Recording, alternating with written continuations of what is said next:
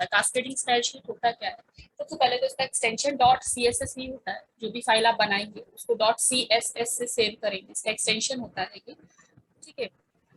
मतलब any name जैसे जावा में होता था कि क्लास नेम से ही सेव करते हैं, ऐसा नहीं होता। यहाँ पर आप किसी भी नेम से डॉट सी एस एस से आप सेव कर सकते हैं स्टाइलिंग देने के लिए, ठीक है। HTML तो हम लोगों ने डिजाइन कर लिया, लेकिन बैकग्राउंड पे हम जब कलर लगाते थे तो स्क्रीन पर सिर्फ एक ही कलर आता था, ठीक है। पूरी स्क्रीन पर एक कलर आता था HTML के थ्रू। या अगर हम फॉन्ट का साइज देते थे तो 7 से ऊपर हम नहीं दे सकते, या 7 से ऊपर वो इफेक्ट नहीं डालता था। मुझे और बड़ा साइज देना है, मतलब HTML में बहुत लिमिटेशंस थी, ठीक है। HTML से एक बेसिक स्ट्रक्चर को हम खड़ा कर सकते हैं, लेकिन अट्रैक्टिव पेज नहीं बना सकते।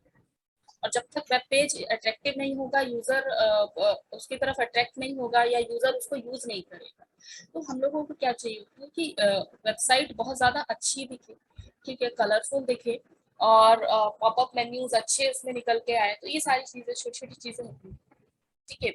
ये पूरा डिजाइनिंग का पार्ट होता है। ये काम करते हैं हम लोग CSS, cascading style sheet. Cascading का मतलब होता है टुकड़ों में काम करते हुए हम लोग काम करते हैं, मतलब ब्रेक करते हुए हम लोग काम करते हैं, ठीक है। तो CSS स्टाइल शीट का मतलब है कि हम लोग ब्रेक करेंगे चीजों को, और चीजों को ब्रेक करेंगे, मतलब पेज को अलग अलग पोर्शन में ब्रेक करेंगे, और फिर उसके बाद अलग अलग पोर्शन को अलग अलग स्टाइलिंग हम लोग देख सकते हैं। आप कोई भी वेबसाइट उठाकर देख लीजिए, आप फेसबुक उठाकर देख लीजिए, आप वेबसाइट उठाकर देख लीजिए, उसमें अलग अलग सेक्शंस होते हैं, और अलग अलग उसमें कलर आ रहे होते हैं हर सेक्शन, ठीक है। तो कुछ इस तरीके से डिजाइनिंग CSS में सिखाई जाती है, ठीक है। जैसे आपका मान लीजिए ये वेबसाइट है या वेब पेज है। Website is a collection of web pages, है ना। तो वेब पेज है, और वेब पेज में होता क्या है, यहाँ पर तो हेडर आता है कुछ इस तरीके से। यहाँ पर हेडर आता है।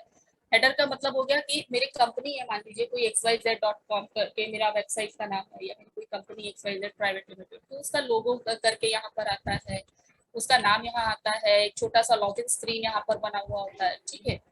फिर यहाँ पर मेन्यूज दिखा रखे होते हैं इस तरीके से, ओके। फिर यहाँ पर क्या लॉगिन फॉर्म या रजिस्ट्रेशन फॉर्म होता है, यहाँ न्यूज चल रही होती है लेटेस्ट, या न्यूज हो गया, या आर्टिकल्स पूछ लिए जाते हैं कि do you agree with this और नॉट, कुछ इस तरीके से वोटिंग करवा दी जाती है।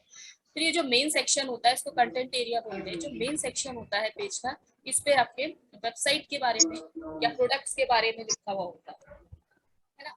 तो एक ही पेज को हम बहुत अलग अलग सेक्शंस में ब्रेक कर सकते हैं, और अलग अलग सेक्शंस में ब्रेक करने के बाद अलग अलग स्टाइलिंग भी दे सकते हैं, ठीक है। तो इसको बोलते हैं, ये हम करते हैं CSS के थ्रू, कास्केडिंग स्टाइल शीट के थ्रू ये चीज हम लोग करते हैं, ठीक है। ऑल इन ऑल CSS किसे कहते हैं, जिसमें हम लोग पेज को और अच्छा अट्रैक्टिव बना सकते हैं, उसको हम लोग CSS कहते हैं, ठीक है। तो CSS के थ्रू हम लोग और अच्छी स्टाइलिंग दे सकते हैं।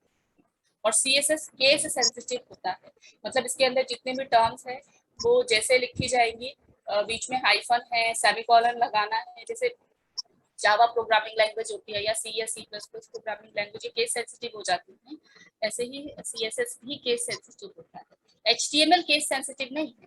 जहाँ CSS खत्म हुआ, आप HTML जहाँ शुरू कर रहे हैं, आप जैसे भी लिख सकते हैं, वो एक्सेप्ट कर लेगा HTML, पर CSS एक्सेप्ट नहीं करेगा, ठीक है। तो समझ में आया CSS का कंसेप्ट? Hello ma'am. हाँ जी बोलिए। मैम इसके थ्रू भी करे गए जो कोडिंग होंगे या प्रोग्राम होंगे, क्या मैम वो भी ब्राउजर पे ही चलेंगे? हाँ हाँ, वेबसाइट बना रहे हैं ना, अब हम लोग वेबसाइट बनाने का कोर्स पढ़ रहे हैं पूरा, तो वेबसाइट सारा उसी पे चलेगा ना, ब्राउजर, ओके। ठीक है। और मेन पॉइंट की इसको भी चलाने के लिए हम लोगों को इंटरनेट की जरूरत नहीं है। अगर मेरे सिस्टम में इंटरनेट नहीं है, ये कब भी चल जाए, ठीक है। जैसे HTML चल रहा था,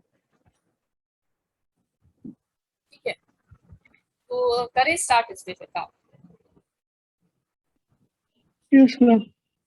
ठीक है। तो CSS का कंसेप्ट समझ में आ गया। अभी डेफिनेशन क्या है, वो सब क्या है, वो मैं आपको नोट्स के थ्रू भेज दूंगी, जो आपको एग्जाम में थ्योरी में लिखना है। मेन पॉइंट है CSS समझने की चीज, ठीक है। अब एग्जाम में थ्योरी में पूछा जाता है तो लिखना पड़ता है, लेकिन CSS एक्चुअली समझने की चीज है, CSS में हम लोग दो चीजें यूज करते हैं, एक होता है सेलेक्टर और दूसरा होता है डिक्लेरेशन। ठीक है, पहला पॉइंट होता है सेलेक्टर और दूसरा पॉइंट होता है डिक्लेरेशन। सेलेक्टर किसे कहते हैं? सेलेक्टर कोई भी टैग हो सकता है। ठीक है, सेलेक्टर जिसको हमने सेलेक्ट किया। Hello ma'am. हाँ जी बोलिए। मैम ये कोई नया आया है क्लास में? हाँ जी। क्या हाँ करना? जी, हाँ आप अपना क्लास नहीं, कोई लीजिए, बाहर कोई का भी बात हो नहीं। सकता है, जैसे पहले हमारे क्लास नहीं में आ जाते नहीं थे नहीं ना। नहीं नहीं नहीं, अरे आप और क्लास नहीं। लीजिए। ठीक है, तो हम लोग कंटिन्यू करते हैं। सेलेक्टर एक्चुअली, सेलेक्टर का मतलब होता है जिसको हम सेलेक्ट करते हैं कि मुझे किस पे स्टाइलिंग देनी है। ठीक है, उसको हम लोग सेलेक्टर कहते हैं। जैसे किसी टैग पे स्टाइलिंग देनी है मुझे, हमारे पास बहुत सारे टैग हम लोगों ने पढ़ लिए थे। हम लोगों ने टेबल टैग पढ़ लिया था और हम लोगों ने फॉर्म टैग पढ़ा था। ऐसे बहुत सारे टैग होते हैं। पी टैग होता है फॉर पैराग्राफ, अगर मुझे अलग अलग पैराग्राफ डिजाइन करने और अलग अलग सेलेक्टर्स, मतलब अलग अलग पैराग्राफ को अलग अलग बैकग्राउंड और स्टाइलिंग देनी है, तो टैग टू टैग जो हम सेलेक्ट करते हैं उसको हम सेलेक्टर कहते हैं, जिसपे मुझे स्टाइलिंग देनी है।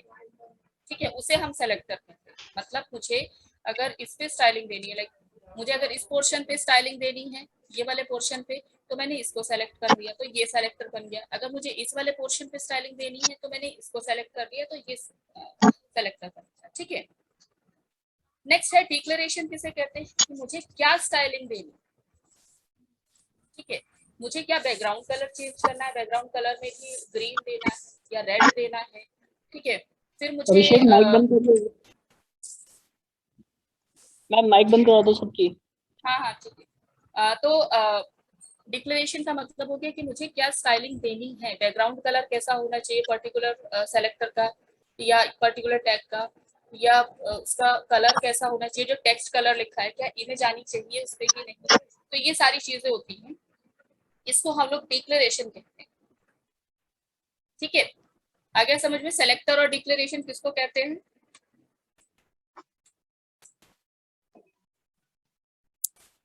Is it clear? बताइए। Yes ma'am. ठीक है, वो प्रैक्टिकल प्रोग्राम करेंगे अभी हम लोग तो समझ में आएगा। फिर नेक्स्ट टॉपिक आता है इसमें, और ये एग्जाम में ज्यादा पूछा जाता है, स्टाइल शीट टाइप्स पूछे जाते हैं। तो देयर आर 3 टाइप्स।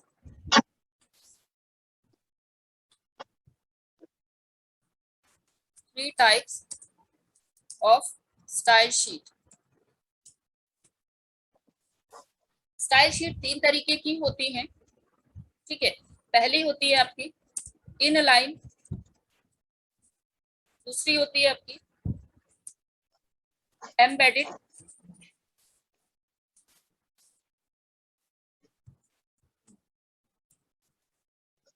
एम्बेडेड या इंटरनल भी इसको कहते हैं, और थर्ड वन इज लिंक्ड, या फिर इसको एक्सटर्नल भी कहते हैं। तो 3 तरीके की है। ये एग्जाम में पूछा जाता है, थियरी एग्जाम में आता है क्वेश्चन ये कि कितने टाइप की स्टाइल शीट होती है, तो आपको तीनों एक्सप्लेन करनी होती है, तीनों के सिंटेक्स अलग होते हैं। ठीक है, कंसेप्ट वही है, स्टाइल शीट है, स्टाइलिंग लगाने के लिए यूज होता है। तो पहले हम लोग इनलाइन डिस्कस करते हैं। इनलाइन का मतलब होता है जब मैं एक एक टैग पे अलग अलग स्टाइलिंग लगाऊं। ठीक है, इनलाइन कोई कीवर्ड नहीं है यहाँ पर, या एम्बेडेड या लिंक्ड या एक्सटर्नल कोई कीवर्ड नहीं है यहाँ पर। ठीक है, इनलाइन का मतलब है जब मैं एक पेज के अंदर, मेरे पास 4 टैग है, तो चारों टैग पर अलग अलग स्टाइलिंग जब मैंने लगा दी तो उसको हम लोग इनलाइन का कंसेप्ट कहते हैं। ठीक है, तो ये टैग टू टैग अप्लाई होता है, इसको हम लोग इनलाइन का कंसेप्ट कहते हैं। ठीक है, मेन पॉइंट है कि टैग टू टैग ही अप्लाई होता है। टैग आप जानते हैं, एंगुलर ब्रैकेट में हम लोग जो लिखते हैं उसको टैग कहते हैं। ठीक है, जैसे टेबल टैग लिखा था हम लोगों ने, बॉडी टैग लिखा था, उस तरीके से। तो उसको बोलते हैं हम लोग टैग, और टैग के अंदर, हर एक टैग के अंदर अलग अलग जब मैंने स्टाइलिंग दे दी तो ये हो गया इनलाइन का कंसेप्ट। ठीक है, उसके बाद है एम्बेडेड। किसको कहते हैं एम्बेडेड? जब मैं पूरे एक पेज पर एक जैसी स्टाइलिंग दूँ। ठीक है, मान लीजिए टैग होता है, पी टैग होता है, पी टैग लगाया जाता है पैराग्राफ पे। तो किस तरीके से लिखते हैं हम लोग? पी टैग, और फिर इसके अंदर जो भी कंटेंट हमें लिखना है वो हमने लिखा, और फिर ऐसे पी टैग को क्लोज करते हैं। ये पी टैग होता है पैराग्राफ पे। अगर कोई एक चीज आपको उठा के या कोई आर्टिकल या कोई कंटेंट आपको पैराग्राफ के अंदर डालना है तो आप पी टैग के अंदर डालते हैं।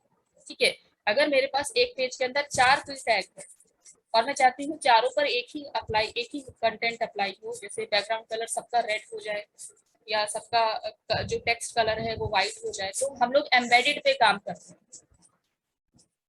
ठीक है, इनलाइन का मतलब हो गया चारों पी टैग पर अलग अलग स्टाइलिंग अप्लाई करेंगे। ठीक है, एम्बेडेड का मतलब हो गया एक पेज पर ये अप्लाई होगा, ये एक पेज पे काम करेगा। ठीक है, ये पेज पे अप्लाई होता है, वन वेब पेज।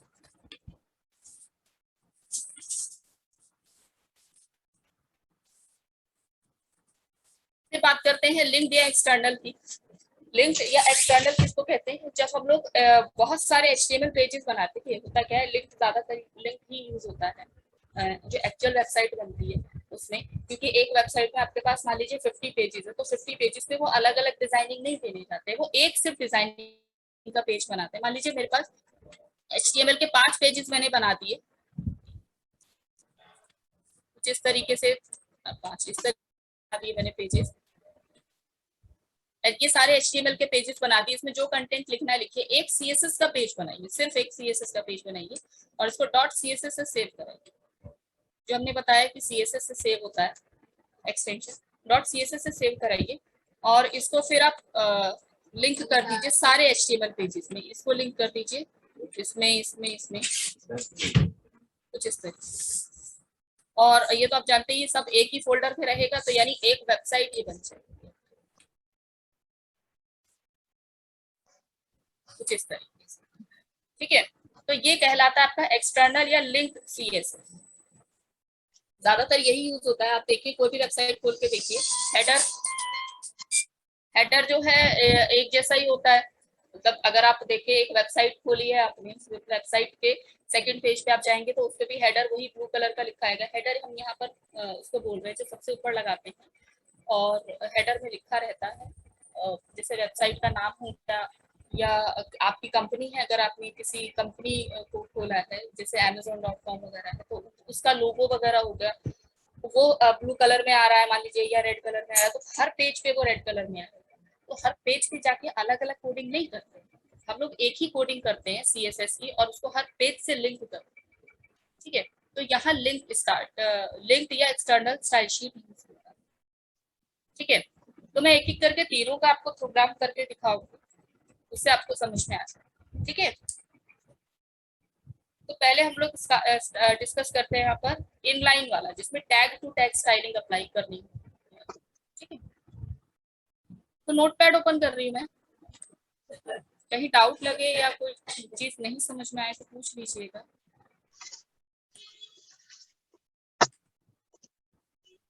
इसका कोडिंग वैसे सॉफ्टवेयर बहुत सारे हैं, आपके कोर्स में नेटबीन्स दे रखा है, लेकिन पहले हम लोग नोटपैड पे करेंगे क्योंकि नेटबीन्स जो सॉफ्टवेयर है उसमें वो गलती नहीं करने देगा आपको वो खुद ही ऑप्शंस प्रोवाइड करा देगा, फिर आप टाइप आराम से कर सकते हैं। नेटबीन्स में ऐसा होता है, लेकिन नोटपैड पे ऐसा नहीं है।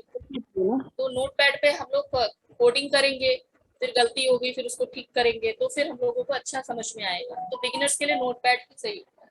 ठीक है, विजुअल स्टूडियो कोड भी तो करने देता है ना मैम, माइक्रोसॉफ्ट की तरफ से। हाँ वो भी करने देता है, लेकिन हमें जावा करना है ना, तो जावा के लिए नेटबीन्स होता है। ठीक है, तो इसलिए आपके कोर्स में नेटबीन्स दे रखा है। ठीक है, फिर शेयर हो रहा है। स्टार्ट करते हैं। स्टार्ट तो हम लोग HTML से ही करेंगे, मैं इनलाइन वाला डेमो दे रही हूँ। ठीक है, तो HTML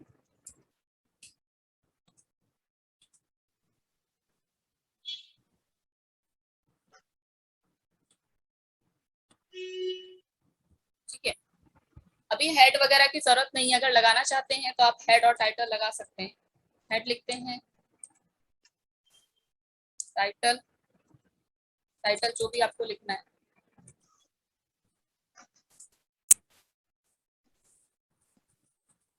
टाइटल आपने देखा ही था कि ऊपर की तरफ को आता है, जहाँ जैसे ये वेबसाइट है, मान ली वेब पेज है, जैसे अनटाइटल्ड नोटपैड लिखा है, इस जगह पे ये लिखा है first CSS demo web page, इसको हेड टाइटल बोलते हैं, और ये हेड में डाला जाता है।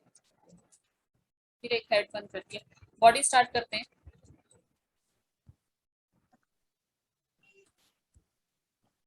ठीक है, बॉडी में एक टी टैग लगाया मैंने और इसको क्लोज कर दिया। इसके अंदर अभी कंटेंट हम डालेंगे। ठीक है, तो कंटेंट ले लेते हैं सब।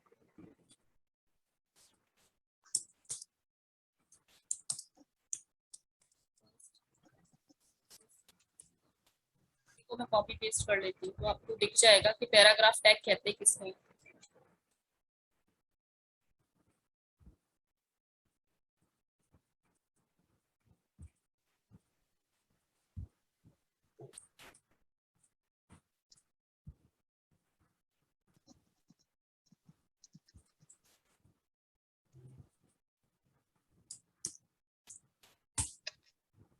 ये पैराग्राफ टैग है।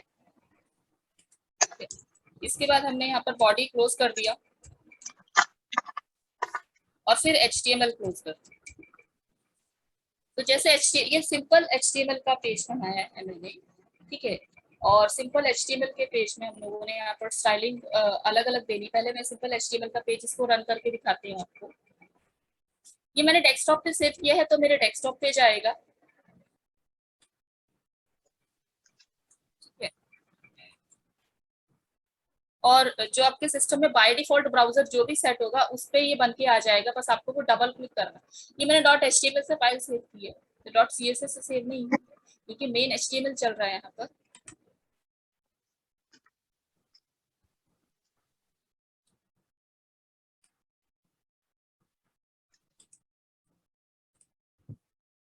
ये रहा एक पेज, वेब पेज बन गया। देखिए मैंने पेज का नाम दिया था फर्स्ट CSS.html। तो ये पैराग्राफ टैग है, और मैंने जितना कंटेंट लिखना था उतना आ गया स्क्रीन पर। अभी तो मैंने कोई कलर वगैरह नहीं दिया है, इसलिए ऐसा दिखाई दे रहा है। ठीक है,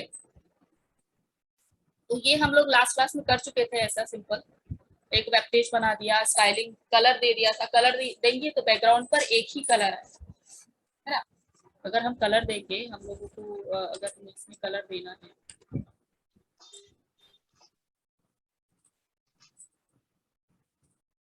बॉडी पे अगर हमें कलर देना है, तो हम लिखे थे BG कलर, और यहाँ पर एक कोई कलर डाल दीजिए।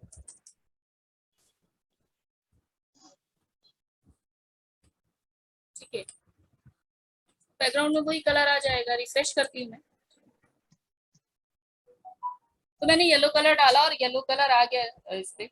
मैं ये चाहती हूँ कि ये जो टेक्स्ट लिखा हुआ है मैंने, इसके पीछे अलग बैकग्राउंड कलर है।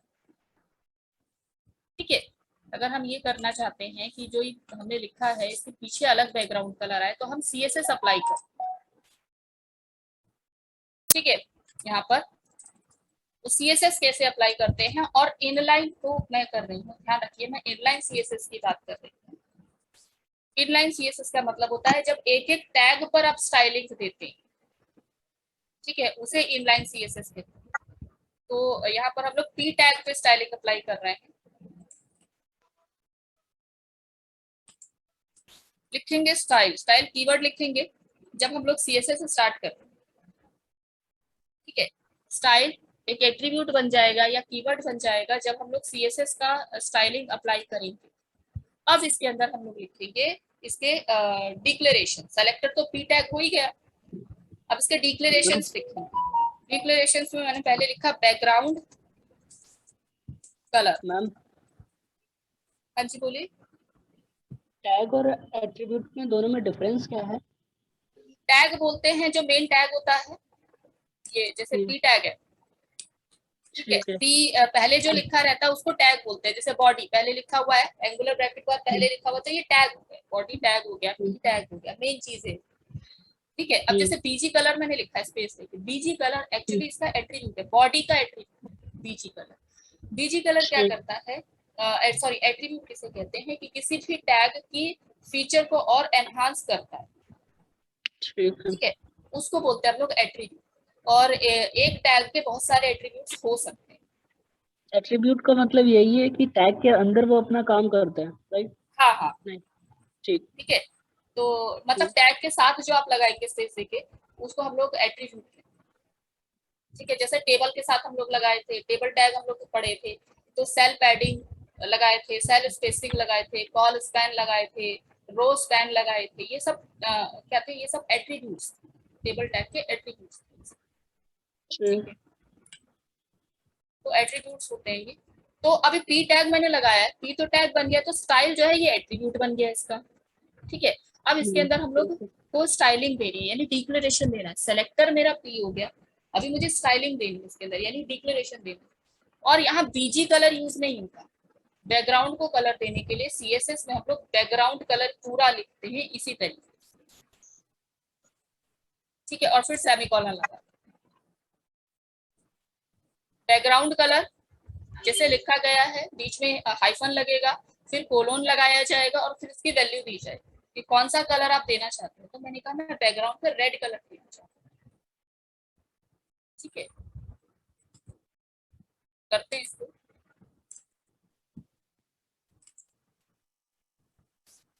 देखिए पी टैग के ही बैकग्राउंड पे रेड कलर आया है,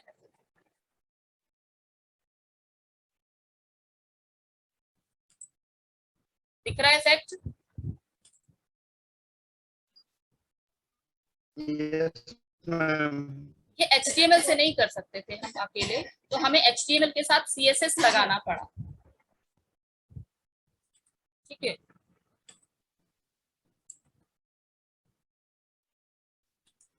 तो ये HTML का तरीका है कलर देने का, ये HTML का तरीका है।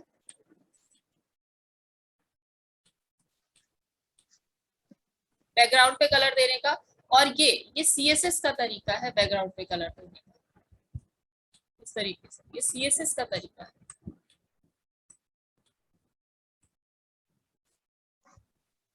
ठीक है। तो इस तरीके से हम लोग कलर देते हैं। हालांकि मैंने यहाँ बीजी कलर लिखा है, जब आप एक स्क्रीन पर या एक वेबसाइट बनाने के लिए CSS यूज कर रहे हैं तो HTML का बीजी कलर कभी मत यूज कीजिएगा, ठीक है, क्योंकि वो ज्यादातर फोकस CSS पे करता है। आपका ब्राउजर ना ज्यादातर फोकस, अगर आप पूरी फुली फ्लेश्ड वेबसाइट बना रहे हैं ना, तो ज्यादातर फोकस CSS पे होता है, HTML को हाइड कर देता है। HTML के जो आपने कलर या स्टाइलिंग दी है ना, वो हाइड कर देगा, वो इतना इफेक्ट नहीं दिखाएगा, ठीक है। वो तो मैंने यहाँ पर आपको डिफरेंस दिखाने के लिए किया कि अगर हम लोग HTML से कलर देते हैं तो बीजी कलर लिखते हैं, अगर हम लोग CSS से कलर दे रहे हैं बैकग्राउंड पे तो बैकग्राउंड कलर पूरा है, ठीक है। और लगाते हैं इसमें इफेक्ट, ये इनलाइन का कंसेप्ट, ठीक है। तो यहाँ पर भी मैं बैकग्राउंड कलर लिख देती हूँ ऊपर भी,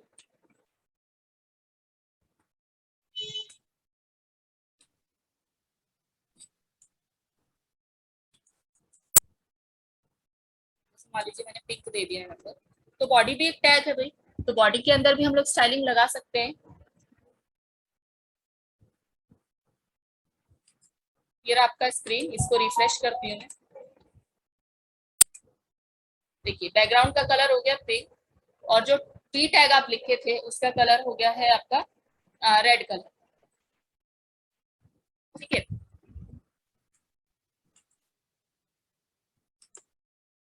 उसके बाद मुझे जो लिखा गया है उसको कलर करना है, जैसे ब्लैक कलर में लिखा हुआ आ रहा है ना, जो टेक्स्ट जो लिखा हुआ उसको कलर करना है। तो जो टेक्स्ट लिखा है उसको कलर करने के लिए हम लोग कलर का सिर्फ कलर ही लिखते हैं, ठीक है। कलर लिखेंगे और यहाँ पर जो भी कलर्स को आपको देना है। Hello ma'am. हाँ जी बोलिए। मैम ये body style background colour pink जो आपने करा है मैम। हाँ हेलो हाँ हाँ बोलिए। मैम, ये HTML का नहीं है ये ना?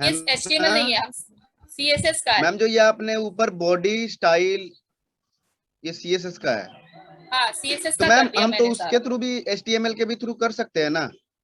HTML के थ्रू कर तो सकते हैं, लेकिन HTML के थ्रू हर पी टैग पे अलग अलग कलर नहीं दे पाएंगे, ओ ओके मैम। ठीक है, समझ गए। तो अभी मैंने एक ही कलर एक ही पी टैग लगाया, फिर करेंगे इसको भी। और देखिए मैंने व्हाइट कलर कर दिया, जो कंटेंट लिखा हुआ है उसको मैंने व्हाइट कर दिया,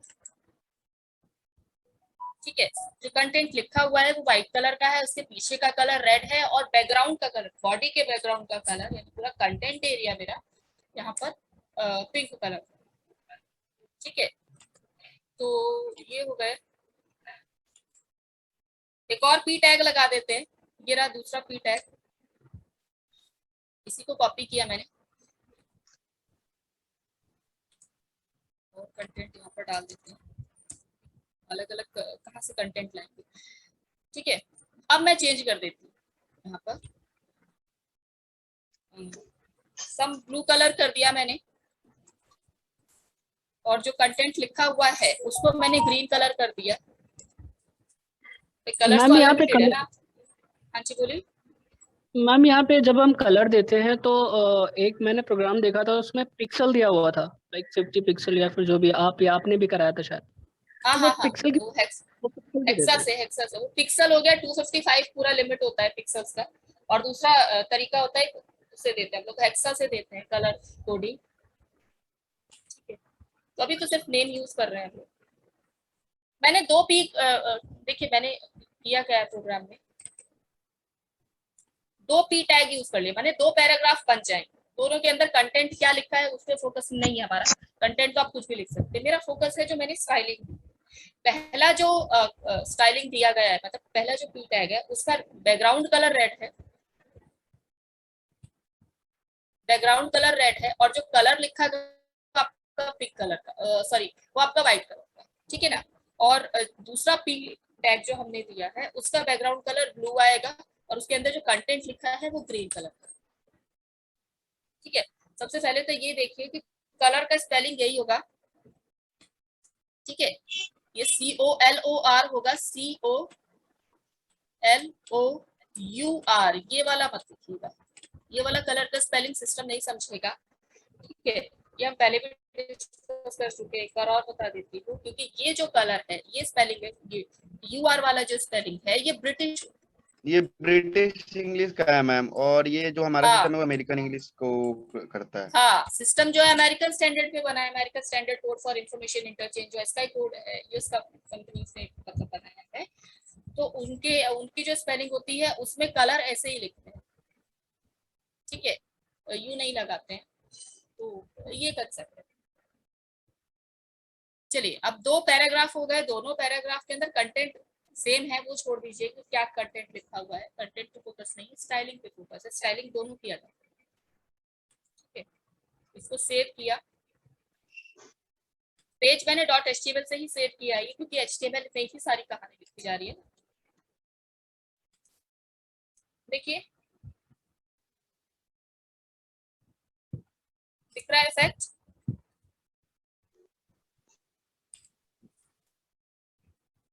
यस मैम। है ना। वो ग्रीन कलर में है कंटेंट, वो दिख नहीं रहा है ब्लू के इफेक्ट की वजह से, बाकी है वो ग्रीन कलर में जो लिखा हुआ है। तो ये होता है भाई CSS, समझ में आ रहा है, फर्क दिख रहा है। HTML से ये चीज नहीं कर सकते थे, HTML से आप जितने भी पैराग्राफ लिखेंगे ना, बैकग्राउंड का कलर एक ही आएगा, कंटेंट का कलर एक ही आएगा। यहाँ पर जितने भी पी टैग है या जितने भी आपके टैग्स है, सबका आप स्टाइलिंग अलग अलग दे सकते हैं, ठीक है। आगे समझ में, ये इनलाइन होता है, ये इनलाइन का कंसेप्ट है। जैसे एक और टैग होता है इसमें, H1 टैग होता है, टैग बहुत सारे हैं HTML में, मैंने आपको जो वेबसाइट बताई थी उसमें से भी आप लोग पढ़ते रहिए तो आप लोगों को और टैग क्लियर हो जाएंगे। H1 टैग होता है, H1 हेडिंग के लिए होता है, H1 to H6 ये टैग्स होते हैं, ये हेडिंग के लिए होते हैं। जैसे हम लोग कॉपी पे भी अगर अपना कुछ काम करते हैं तो हेडिंग अगर मुझे कुछ लिखनी है या टॉपिक अगर मुझे कुछ लिखना है तो उसको हम बोल्ड कलर में या बड़ा से लिखते हैं, फिर उसके बाद कंटेंट हम छोटा छोटा लिखते हैं, ताकि अलग से हेडिंग दिख जाए कि अंदर लिखा क्या है। या कोई ऐसे वगैरह लिखते हैं तो ऐसे का जो टॉपिक होता है उसको अलग कलर से या बोल्ड कर देते हैं, उसको हेडिंग बोलते हैं। अगर ऐसा कुछ मुझे सिस्टम के अंदर करना है, वी यूज H1 टैग, ठीक है। H1 टैग के अंदर मान लीजिए मैंने यहाँ पर लिख दिया कंप्यूटर,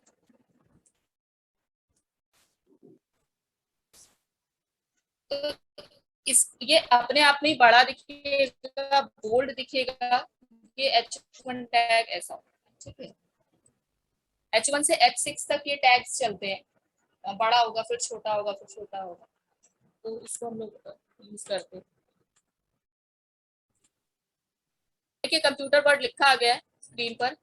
अभी स्टाइलिंग नहीं दिया है H1 टैग में मैंने, इसलिए सिर्फ कंप्यूटर वर्ड ही लिखा है। ठीक है, तो हम लोग इस पे भी स्टाइलिंग दे सकते हैं। Hello ma'am. हाँ जी बोलिए। मैम ये जो आपने H1 में कंप्यूटर लिखा है, ये ma'am by default black colour में आ गया है क्या, कि मतलब या हाँ इसको हाँ, कलर चेंज भी करा जा सकता है या हमेशा ब्लैक इसको ही तो में हम रहेगा? इसको तो हम कर सकते हैं ना भाई, स्टाइलिंग तो देके हम मैम लोग ये फिर कलर वालर चेंज ब्लैक कर सकते कलर हैं। मतलब ये अगर नहीं कोई लेंगे तो हमेशा ब्लैक कलर शो करेगा?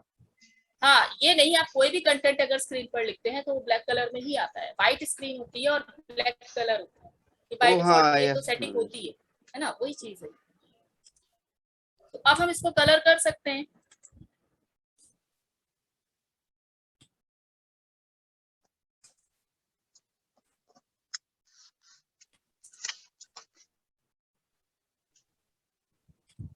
ठीक है, मान लीजिए इसको मैंने बैकग्राउंड में येलो कलर दे दिया और जो कंटेंट लिखा है वो ग्रीन कलर का ही रहने दिया मैंने।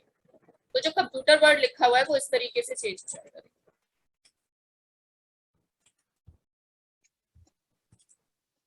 देखिए कंप्यूटर वर्ड लिखा है और ग्रीन कलर में कंप्यूटर आ रहा है, ग्रीन कलर में आ रहा है और बैकग्राउंड कलर उसका येलो हो गया। ठीक है, ये होता है इनलाइन का कंसेप्ट।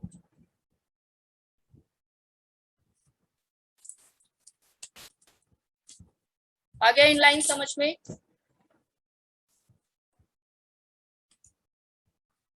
Yes ma'am. ठीक है, अभी मैंने स्टाइलिंग में एक्चुअली बहुत सारी होती है। बैकग्राउंड को कलर दे सकते हैं, बैकग्राउंड पे इमेज दे सकते हैं, इमेज का साइज इधर उधर कर सकते हैं, या स्क्रॉलिंग वगैरह को एडजस्ट कर सकते हैं। बहुत सारी स्टाइलिंग होती है। तो स्टाइलिंग पे हम बाद में फोकस करेंगे। अभी मेन चीज है तीन जो स्टाइल शीट्स है, मैं उस पर फोकस कर रही हूँ, है ना। तो उसके बाद स्टाइलिंग हम किसी से भी लगा सकते हैं, चाहे हम लोग इनलाइन से लगाए, चाहे एम्बेडेड से लगाए, या फिर लिंक से। तो पहला तरीका था हमारा इनलाइन का कंसेप्ट। इनलाइन में क्या होता है, जितने टैग हैं आप उन सारे टैग को अलग अलग स्टाइलिंग दे सकते हैं यूजिंग इनलाइन कंसेप्ट। ठीक है, हर टैग में जाकर स्टाइलिंग, जितने टैग है आपके पास सब टैग, सारे टैग्स के अंदर जाकर आप स्टाइलिंग दे दीजिए। वो कंसेप्ट आपका इनलाइन कहलाता है। ठीक है, नेक्स्ट दूसरा तरीका था हमारा, ये जो दूसरा तरीका था एम्बेडेड का। अब एम्बेडेड पे आते हैं। तो एम्बेडेड पे क्या काम होता है, एम्बेडेड का मतलब क्या, इंटरनल। इंटरनल मतलब एक वेब पेज है मेरे पास और एक वेब पेज में ऐसे पी टैग मैंने, मान लीजिए पैराग्राफ टैग मैंने बनाया और 5 पैराग्राफ टैग, और मैं चाहती हूँ पांचों पर, या H1 टैग भी है साथ में, 5 पैराग्राफ टैग है और मान लीजिए 2 या 3 H1 टैग है। ठीक है, तो क्या होगा कि मैं सिर्फ पी टैग पर, एम्बेडेड का मतलब है एक पी टैग पर स्टाइलिंग अप्लाई करूंगी और सब पे वही स्टेट मतलब आ जाए, सबका बैकग्राउंड कलर से। ठीक है, H1 टैग पे एक बार स्टाइलिंग अप्लाई करेंगे, सब पे वही चीज आ जाएगी। ठीक है, ये एम्बेडेड का कंसेप्ट है, माने कि अलग अलग जाके कोडिंग करने की जरूरत नहीं पड़ती। तो ये एक वेब पेज पर काम करता है, लिखा हुआ ना वन वेब पेज, यानी एट ए टाइम एक वेब पेज पर एक जैसा इफेक्ट दिखाएगा। एक वेब पेज पर 5 पी टैग है तो पी टैग पर सारे पी टैग एक जैसे दिखेंगे, सारे H1 टैग एक जैसे दिखेंगे। ठीक है, ये होता है एम्बेडेड का कंसेप्ट। तो इसको करते हैं अब हम लोग। ठीक है,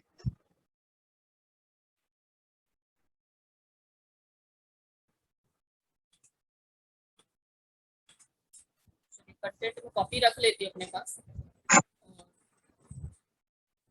एक नया पेज ले लेती हूँ यहाँ पर।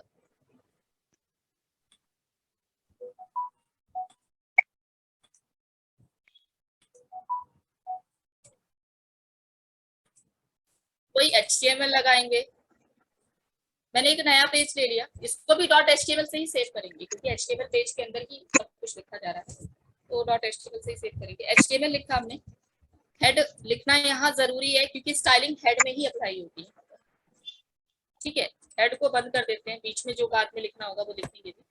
तो स्टाइलिंग हम लोग एक्चुअली हेड में ही लिखते हैं पर, और मैंने बताया था हेड का रोल ये होता है कि ये सबसे पहले लोड होता है। ठीक है, जब आप इस पेज को चलाएंगे तो मेमोरी में हेड पार्ट पहले लोड होगा, बॉडी बाद में लोड होगा। तो ये सारी चीजें हम चाहते हैं कि पहले लोड हो जाए, जो हमारा स्टाइलिंग है, या जब जावास्क्रिप्ट पढ़ेंगे तो जावास्क्रिप्ट का लॉजिक है, हैवी हो जाती है चीजें, तो ये हम पहले से ही लोड करके रखते हैं, इसलिए हम लोग हेड पार्ट में डालते हैं। ठीक है,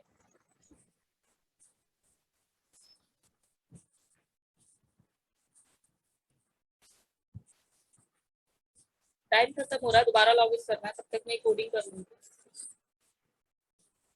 बेसिक कोडिंग है।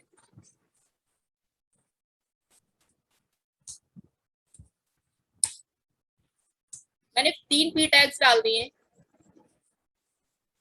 और 2 H1 टैग डाल देती हूँ, कहीं पर भी डालती हूँ H1 टैग में।